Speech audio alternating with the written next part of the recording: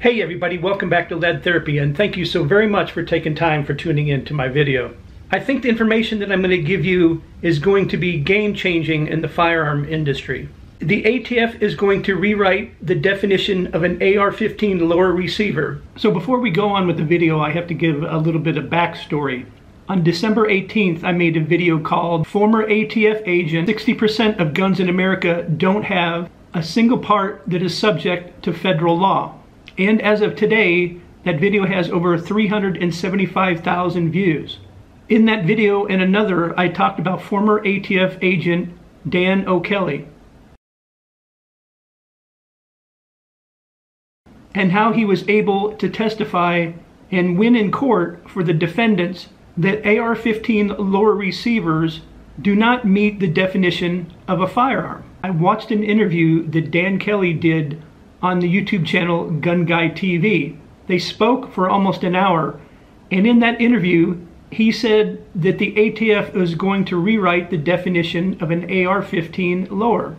And I encourage you to go watch that interview that was recorded on December 23rd, as well as others that Dan Kelly has done on Gun Guy TV's YouTube channel. First of all, we need to look at the first ruling that the ATF did on this subject. In 1972, ATF wrote their famous ruling that an AR-15 lower was a frame or receiver, and therefore a firearm, despite the fact that it only has two of the elements called for the definition of a frame or receiver. In fact, they admitted it in the same internal document which serves as the ruling, that it didn't qualify, but that it was the part closest to qualifying. So let's take a look at what the ATF considers a firearm. Any weapon, including a starter gun, which will or is designated to or may readily be converted to expel a projectile by the action of an explosive. Number two, the frame or receiver of any such weapon. And in the middle there, in yellow, it says a frame or receiver constitutes a firearm. Number three, any firearm muffler or firearm silencer. Or number four, any destructive device. So in number two, it says the frame or receiver constitutes a firearm. So now let's take a look at their definition of a frame or receiver. The part of the firearm which provides housing for the hammer, bolt, or breech block and firing mechanism, and which is usually threaded at its forward portion to receive the barrel. So now I'm going to put up on the screen for you so we can look at it together, a picture of a lower receiver. As you can see in the picture of this lower receiver, there is a hammer and there is a trigger which is part of the firing mechanism. But it does not have a bolt or breech block, and it is not threaded at its forward portion to receive the barrel.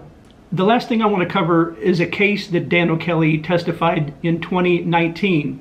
In which the judge ruled in favor of the defendant, and what the judge said in his closing statement. Dan Kelly wrote, "In December of 2019, when I testified in federal court in Toledo, Federal Judge Carr agreed with me in U.S. versus Rowald that an AR-15 lower does not satisfy the definition of a receiver and dismissed the case.